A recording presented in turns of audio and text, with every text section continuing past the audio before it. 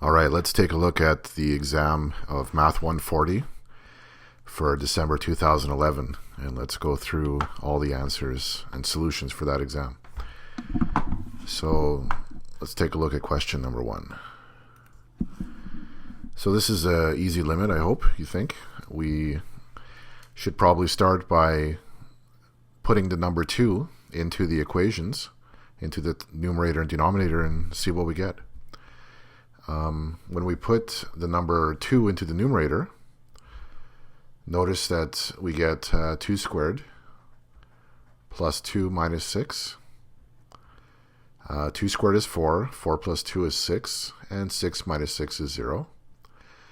And when I put 2 into the denominator, I get 2 squared minus 2 minus 2, which is 4 minus 2, which is 2, and 2 minus 2 is 0 again. So this limit here has the form 0 over 0. Now sometimes I see students, they write stuff like this. They write this is equal to, and then they write something like this, and they think this has some kind of meaning, and it doesn't. It means nothing. We're not allowed to have 0 in the denominator in math, right? We can never have 0 in the bottom. So what we need to do is, even though this is not worth anything as showing work for your answer, it's very useful because it actually tells us something about this limit. Why don't I write little quotation marks here? And it just helps us realize that this limit is the form 0 over 0. And that tells us that the way we should really solve it is not by just putting the number in, but we should try to factor it and then see if there's some canceling. And then we can probably evaluate the limit. So let's try it. So since we have 0 over 0, we know we should probably try some algebraic technique to get some kind of canceling. And both of these polynomials are just simple quadratic polynomials. We can factor them easily. Let's see what happens. This top is x plus 3 times x minus 2. The denominator here is x minus 2, x plus 1. And look at this. The x minus 2's are common, so we can cancel those. And now we obtain a new limit, and hopefully this limit will be simpler than the one we started with. And it is, because this limit, we can actually just put the number 2 right inside there. Back up here, we weren't allowed to put the number 2 directly into the formulas because we got a 0 in the denominator, and that wrecks it. But in this case, we can easily substitute 2 into the formula. And the reason, again, we're allowed to do that is because in this case, we do not have a 0 in the denominator. We have a 3. And the top is 5. So it's 5/3. Okay? So the answer is A. All right, question 2. So like I said, it's always a good idea to try to put the number in the formula. Just realize, though, if you get 0 in the bottom, you can't expect that your work is going to get you some marks. The only reason for putting the number in is to decide what kind of a limit it is. Let's say I put the number 1 in here. I get 1 plus 2 squared. And that's 3 squared, which is 9. When I put 1 in the bottom, I get 1 plus 8, which is 9. So this, notice here the bottom is not 0, it's 9. So this limit is actually extremely easy. This kind of limit, what I do is I just put the number in, and that's the end of the story. And notice I don't write the limit sign anymore, right? Once I put that number in, that limit sign goes away. So this is 9 over 9, which is 1. So the answer is B. This is a rational function, right? And a rational function is continuous, provided the denominator is not 0. So the only bad number for this limit is -8, right? For any other number, such as 1, we can do the limit simply by putting the number directly into the formula. That's what continuity means, right? If a function is continuous at a number, to do the limit at that number, you just put the number into the formula and you get the value of the limit automatically. So what about this one? Here we have an infinite limit. X is going to infinity. Usually when you have these type of limits, the best thing to do is to factor out the fastest growing term in the numerator and denominator. So for this one, what do I mean by that? Let's look at the numerator. We have 3e to the x plus 5. E to the x is growing the fastest there, so we're going to factor it out front. We get this. How about in the bottom? Well, again, we're going to factor out a copy of e to the x. And we get these e to the x's canceling.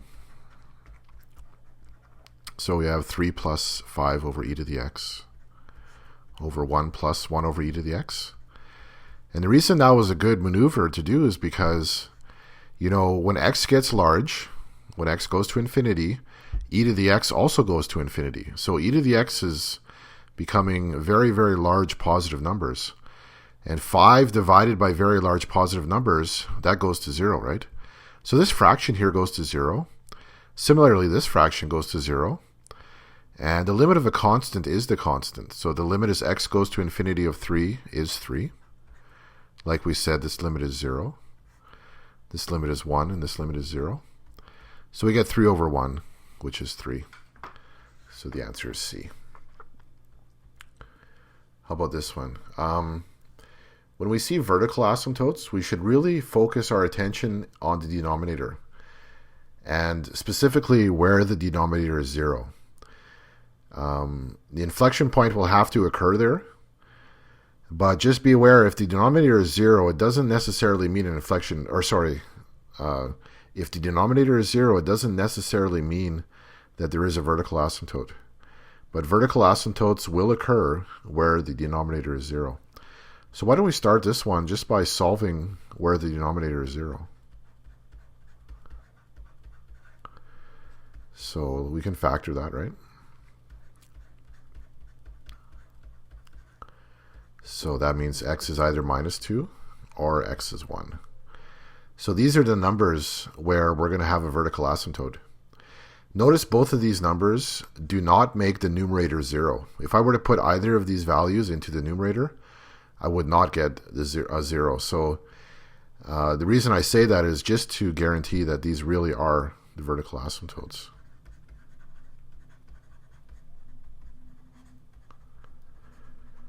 So in the graph, I don't know what it would look like, but we know that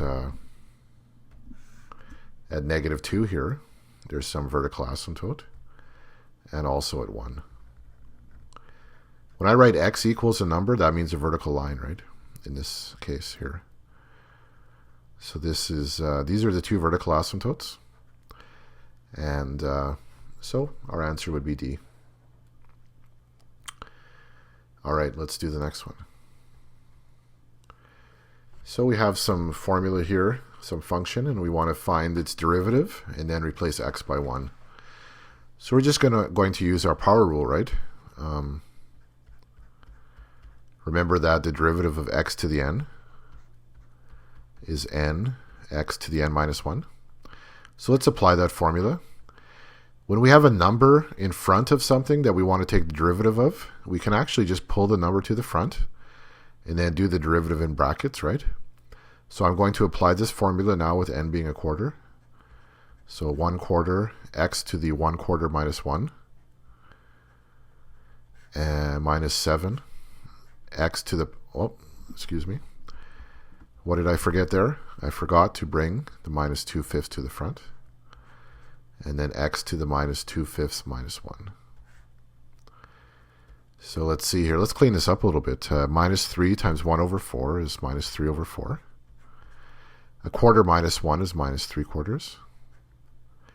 Minus 7 times minus 2/5 is positive 14 over 5. And this would be minus 7 over 5. And now that we have a formula for f prime of x, we can easily find f prime of 1. Just put it in. So it would be minus 3/4. 1 to the power of negative 3/4 is just 1. And similarly over here, 1 to the power of negative 7/5 is still 1. So essentially we have just minus 3/4 plus 14/5. 4 times 5 is 20. This times this is negative 15. This times this is 40 plus 16, 56. 56 minus 15 is 41, right? And there's our answer. So it looks like the answer is E for number 5.